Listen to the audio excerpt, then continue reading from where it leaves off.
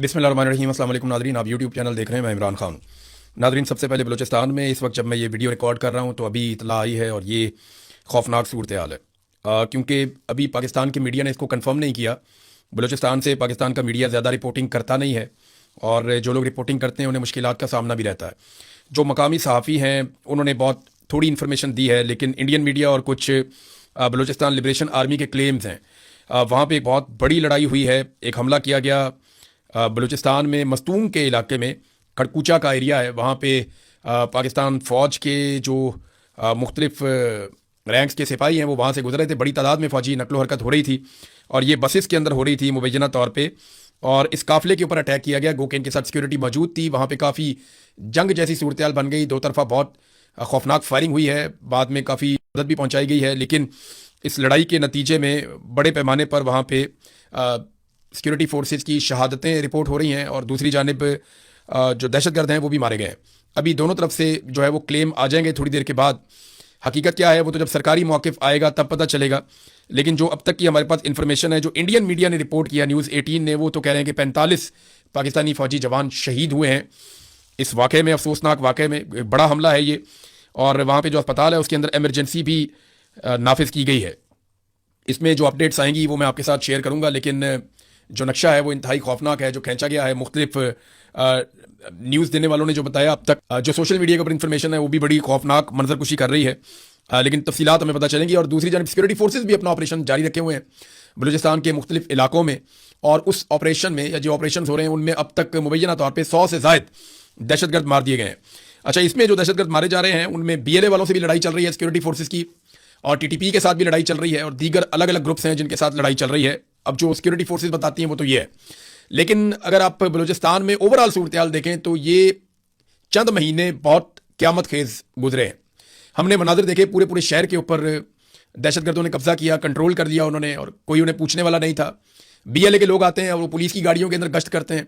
BLA के लोग आते हैं, वो पूरे पूरे शहर के ऊपर कब्जा कर लेते हैं, कंट्रोल कर लेते हैं, और सिक्योरिटी फोर्सेज उन्हें रोकने में नाकाम रहती हैं। वो दंदनाते हुए आते हैं, पुलिस वालों को यरगमाल बनाकर ले जाते हैं। कई वाक़यात हुए जहाँ पे पुलिस वाले बड़ी तादाद में शहीद भी हुए। जाफर एक्सप्रेस वाला सानिया हुआ बहुत बड़ा, उसके अलावा बार बार ऐसे सानियात होते रहे। अभी हाल ही में पुलिस के ऊपर एक अटैक होता है कोयटा के बिल्कुल करीब, और उस अटैक के नतीजे में कई घंटे लड़ाई जारी रहती है। पुलिस वाले मदद मांगते हैं, मदद नहीं मिलती, दहशतगर्द कामयाब होते हैं, पुलिस वालों को शहीद करते हैं, बाकी को उठा के साथ ले जाते हैं। अब 5 लाशें मजीद बताई जा रही हैं जो मिली हैं, पहाड़ों से उठाकर लाई गई हैं, और ये कई दिनों से लाशें वहाँ पहाड़ों पर मौजूद थीं, और ये सिक्योरिटी फोर्सेज नहीं लेकर आई, ये मकामी लोग अपनी मदद आपके तहत ये लाशें नीचे लेकर आए। ये लाशें नीचे कैसे आई थीं इसके बारे में अब हमारे पास मुस्तनद खबरें आना शुरू हो गई हैं, और इसके हवाले से जो लोग लाशें लेकर आए उन्होंने बताना शुरू किया है कि एक्चुअली उस दिन हुआ क्या था।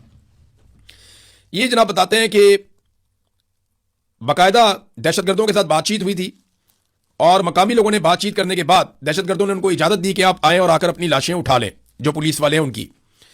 और लाशें उठाने के लिए शराइत ये रखी गई थी कि नौजवान नहीं आएंगे। तो उन्होंने बताया जी कि नौजवान नहीं गए, बल्कि वो लोग गए जिनकी सफ़ेद दाढ़ियाँ थीं लाशें उठाने के लिए, और ये शाम का वक्त था। अब कई लोगों ने इंटरव्यू देकर चीज़ें काफ़ी क्लियर कर दी हैं। अब ज़ैनुल्लाह के साथ मौजूद शेर अली बताते हैं कि जैसे जैसे वो आगे बढ़ते गए, रास्ते के दोनों तरफ मुसल्लह अफराद खड़े हुए उनको दिखाई दे रहे थे। उन्होंने गाड़ियाँ रोकी, हमारी तलाशी ली और कहा कि मोबाइल फ़ोन इस्तेमाल नहीं करना और ज़्यादा बातचीत नहीं करनी, लाशें उठाओ और निकलो। मुसल्लह अफराद ने उन्हें कहा कि अंधेरा होने का इंतजार करें।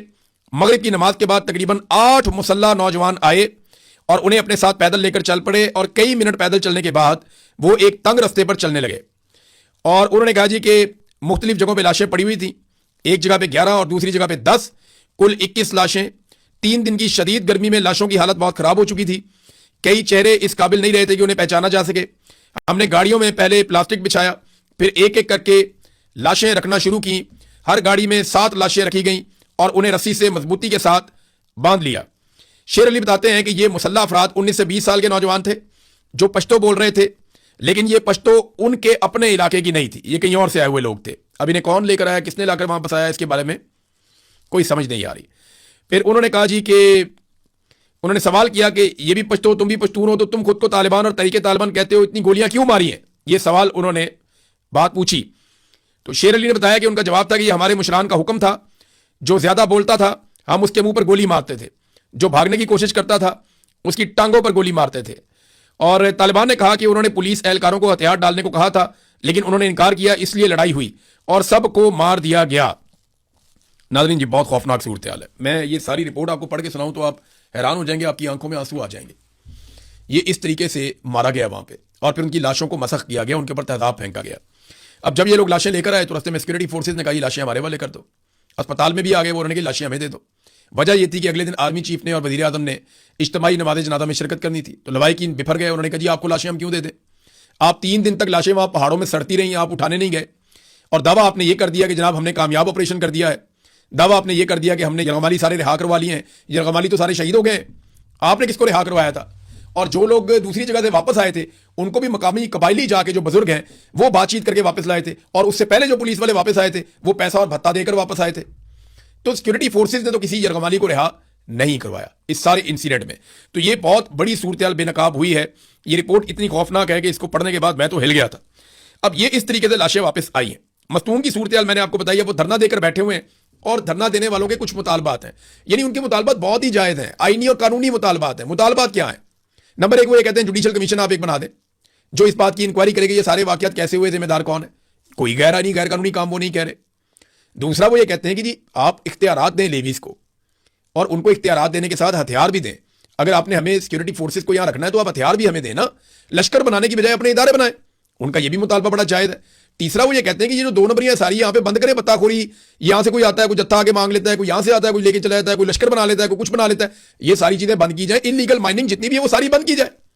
ये सारा पैसे का फड्डा है ना, लड़ाई तो सारी माल की है, मादनियात की है, तो ये सारे मामला अभी बंद किए जाए। उनका ये भी मुतालबा बड़ा जायज है, और उन्होंने बड़ी अच्छी बातें की हैं।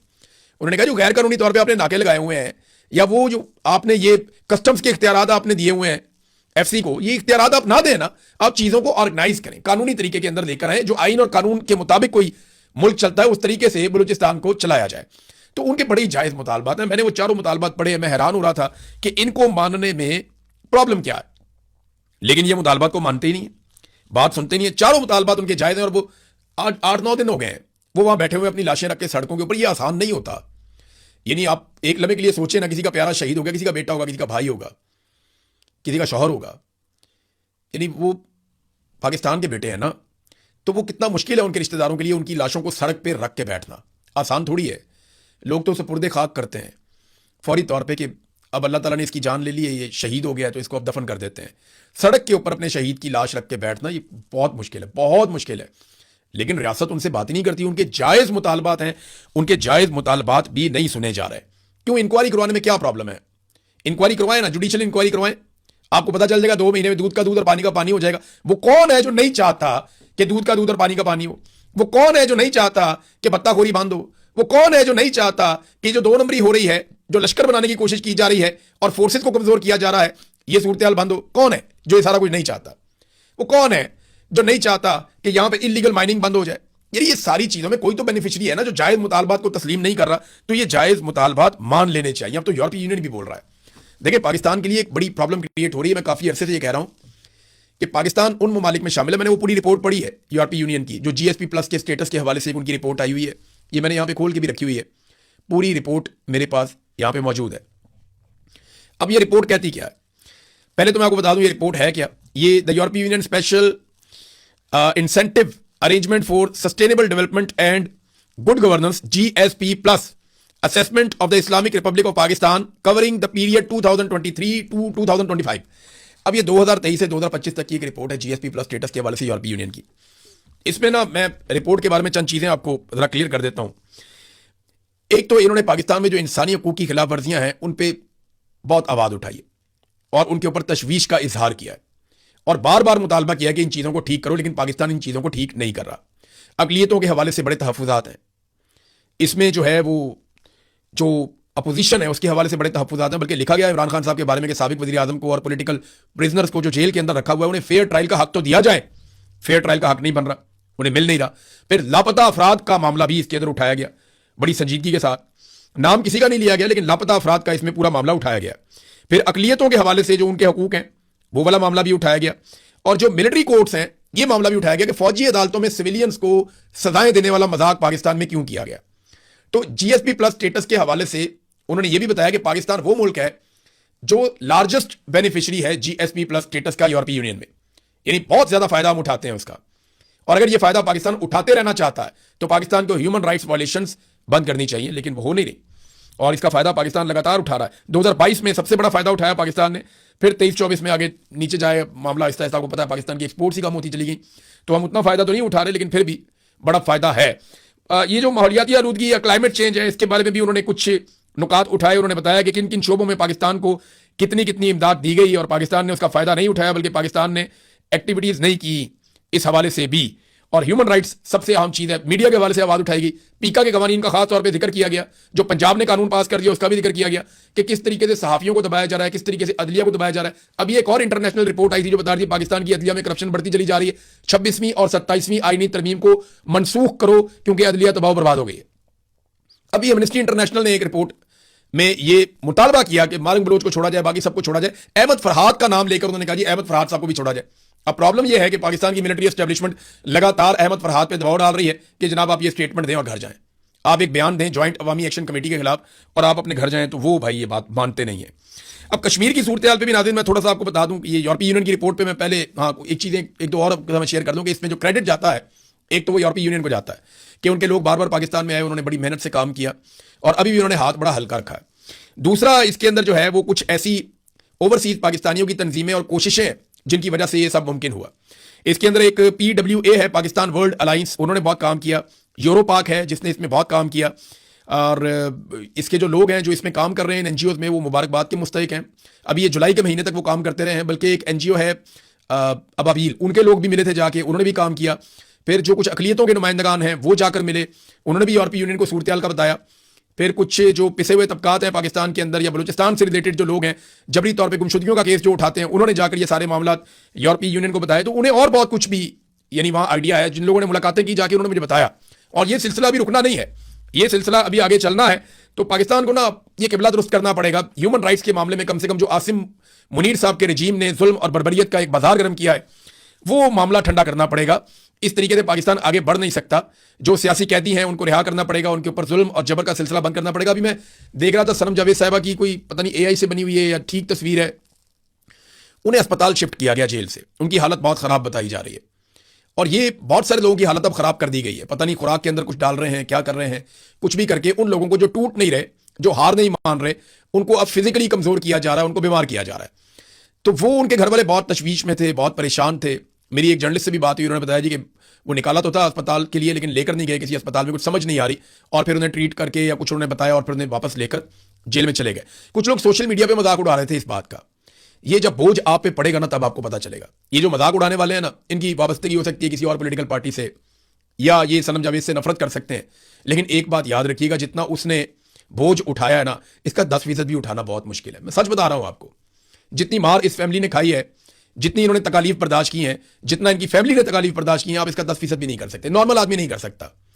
तो आफरीन है उन लोगों पे जो डट कर खड़े हैं और जिन्होंने मुकाबला किया। तो किसी को ताना देने से पहले यह जरूर सोच लीजिएगा कि बारी बारी सबकी बारी। ये मैं हमेशा से कहता रहा हूं, जो सहाफी मुझे मार पड़ते हुए देख के हंस रहे थे ना, उनकी बारी आ गई। तो बारी बारी सबकी बारी, और जिनकी नहीं आई ना, उनकी थोड़े अरसे बाद आ जाएगी। तो इस सिलसिले को रोके मिलकर, ताकि जो बाकी लोग बचे हैं वो हमेशा बचे रहें। बहरहाल ये जनाब कश्मीर की सूरत हाल पे आते हैं। कश्मीर में ज्वाइंट अवामी एक्शन कमेटी ने कहा कि फील्ड मार्शल के जवाब के तौर पे ये कमर साहब आ गए हैं, शाह साहब, और अब ये हमारे साथ मामला जो है वो हल कर लेंगे। और हम उम्मीद करते हैं कि अब हम लॉन्ग मार्च में नहीं जा रहे, तो मामला खुश असलूबी से हल हो जाएगा, हमारे मुतालबात माने जाएंगे। फिर मैंने आपको बताया कि 6 सीटों वाली बात उनसे की गई थी। पीपल्स पार्टी भी बीच में आई थी। तो पीपल्स पार्टी का तो मैं आपको क्लियर कर दूं कि पीपल्स पार्टी के पास कोई मैंडेट नहीं था, वो कुछ कर नहीं सकते थे। फिर अकील मलिक साहब आते हैं टीवी के ऊपर, वो आकर कहते हैं जनाब इसका तो हमारे साथ ताल्लुक ही कोई नहीं है, हमने तो नुमाइंदा बनाया नहीं इनको। ये जो ओवरसीज वाले आ गए हैं कमर साहब, इनका तो ताल्लुक ही कोई नहीं है। फिर मिलिट्री एस्टेब्लिशमेंट ने अपने कुछ करीबी साथियों के जरिए से पैगाम भिजवाया और ये सोशल मीडिया के ऊपर उन्होंने ट्वीट करके बताया कि जनाब इनका कोई ताल्लुक नहीं है, फील्ड मार्शल का कोई मैंडेट इनके पास नहीं है। अब ज्वाइंट अवामी एक्शन कमेटी ने इस पर क्या फैसला करना है, ये हमें आने वाले वक्त में पता चल जाएगा। इलेक्शन बहुत मुतनाज़े हो गए हैं और पाकिस्तान की सरकार को प्रॉब्लम सिर्फ इसमें सारे में एक है कि किसी तरह ज्वाइंट अवामी एक्शन कमेटी इलेक्शन के बाइकआउट के हवाले से बहुत सख्त मौक़िफ़ ना ले, और वो ये टाइम गुजारना चाहते हैं। बिलावल को उन्होंने हुकूमत बनाकर देनी है, क्योंकि PMLN को तो पता चल गया वो वहां पे बाहर नहीं निकल सकते। निकल तो बिलावल भी नहीं सकते, लेकिन उन्होंने 5 जलसे रखे हैं और उसके लिए बहुत सख्त सिक्योरिटी का इंतजाम किया गया है और चुन चुन कर बंदे उसके अंदर बिठाए जाएंगे। बाकायदा पुराने बंदे इकट्ठे किए जा रहे हैं और वही बंदे ज्यादातर आपको अलग अलग जलसों में नजर आएंगे। तो बिलावल ने थोड़ा सा एक शो ऑफ करना है कि जी मैं 500-700 बंदा इकट्ठा करके जलसा कर सकता हूं। तो 500, 1000, 2000 बंदे का वो जलसा करेंगे और मुख्तलिफ जगहों पे 4-5 टूर करने के बाद फिर बिलावल को हुकूमत बनाकर दी जाएगी। अब तक का तो फार्मूला ये है, लेकिन क्या ये हो पाएगा? देखिए, अगर बाइकआउट कर देती है खुलकर पूरे वाशगाफ अल्फाज में कि नो राइट्स नो वोट या नो जस्टिस नो वोट, कि आप हमें इंसाफ नहीं दे रहे, हमें हकूक नहीं दे रहे, तो हम वोट भी नहीं दे रहे, अगर ये मूवमेंट चल जाती है और आजाद कश्मीर के लोग वोट डालने के लिए नहीं निकलते, तो पूरा का पूरा इलेक्शन जो है वो मुतनाज़ हो जाएगा। फिर ये जाली वोट कहां से लाएंगे, कहां से डालेंगे? और मीडिया की रिपोर्टिंग तो वैसे ही बंद की हुई है वहां पे। तो फॉर्म 47 जारी किए जाएंगे। फॉर्म 47 जारी करके जो पाकिस्तान में अंजाम हो रहा है, आज तक कोई एक चीज नहीं चल रही, वही अंजाम आजाद कश्मीर में भी होगा फॉर्म 47 का, कोई और उसका नतीजा निकलना नहीं है। नाज़रीन, आपको एक तस्वीर दिखाता हूं मैं, ये जरा तस्वीर देखें। इसमें ये रजब तैयब उर्दगान है, इनके साथ बैठे हुए हैं फील्ड मार्शल आसिम मुनीर। देखें कितनी दूर बैठाया हुआ है। ये है वो जगह जहां पे एक सरबराह मुमलिकत के सामने आर्मी चीफ बैठता है। पाकिस्तान में तो शहबाज शरीफ साहब अपने से एक कदम आगे रखते हैं। बाज़ ईरान के दौरे पर गए तो फील्ड मार्शल बीच में थे, एक तरफ नायब वज़ीर आज़म, एक तरफ वज़ीर आज़म, तो वो उनको प्रोटोकॉल ज़्यादा देते हैं। लेकिन जब फौजी मिल रहे थे फील्ड मार्शल आसिम मुनीर से, तो उन्होंने काफ़ी प्रोटोकॉल दिया। लेकिन जब उर्दगान मिले हैं तो उर्दगान ने वहां दूर बिठाया। तो कम से कम 2016 में जब फौजी बगावत हुई तुर्की में और फौजी बगावत को कुचल दिया अवामी ताकत के साथ तैयब उर्दगान ने, तो उसके बाद उन्होंने ये जरूर सीख लिया कि वर्दी वाले आदमी को कहां बिठाना है और जो अवामी मुंतखब नुमाइंदा है उसे कहां बिठाना है। मारंग बलोच साहबा ने नाज़रीन अपील दायर कर दी है बलूचिस्तान हाई कोर्ट में अपनी सजा के खिलाफ। हम उम्मीद करते हैं कि उन्हें वहां पर इंसाफ मिले और उन्हें रिहाई मिल जाए, क्योंकि जब आप बलूचिस्तान में सियासी आवाज़ों को कुचलेंगे, ह्यूमन राइट्स की आवाज़ों को कुचलेंगे, तो फिर बंदूक वाले आगे आएंगे। तो बेहतर यह होता है कि आप नौजवानों को बंदूक के बजाय कलम से या आवाज़ से लड़ना सिखाते हैं और आप इस बात की कदर करते हैं। इसी को पॉलिटिक्स कहते हैं, इसी को कहते हैं कि उम्मीद आपने लोगों की टूटने नहीं देनी। जब आप लोगों की उम्मीद तोड़ देते हैं तो फिर लोग हथियार उठाते हैं।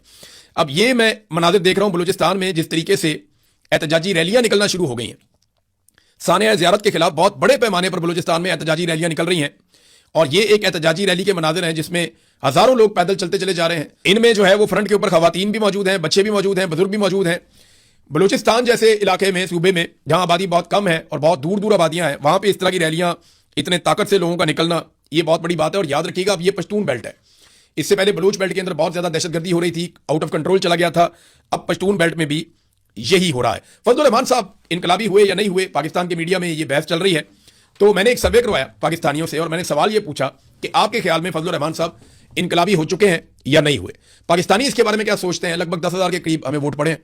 तो 10,000 के करीब वोटों में जो रिजल्ट आया वो मैं आपके सामने रख देता हूं। 89%, 99% पाकिस्तानी ये समझते हैं कि मौलाना फजलुर रहमान साहब इनकलाबी नहीं हो सकते, जबकि 11% ये कहते हैं कि नहीं, फजलुर रहमान साहब इनकलाबी हो सकते हैं। तो ये फजलुर रहमान साहब के सोचने की बात है कि उनकी क्रेडिबिलिटी कितनी लूज हो गई है कि अब अगर वो इनकलाबी बनने की कोशिश भी करते हैं तो कोई मानता नहीं है। और उसकी बड़ी वजह यह है कि नदीम मलिक साहब को इंटरव्यू देते हुए मौलाना फजलुर रहमान साहब ने खुद फरमा दिया था कि मैं जर्नैलों के कहने के बाद इस साजिश में शामिल हुआ और मैं रजीम चेंज ऑपरेशन का हिस्सा बना। अब तक के लिए इतनी, अपना ख्याल रखिएगा, अपने चैनल का भी अल्लाह हाफ़िज़।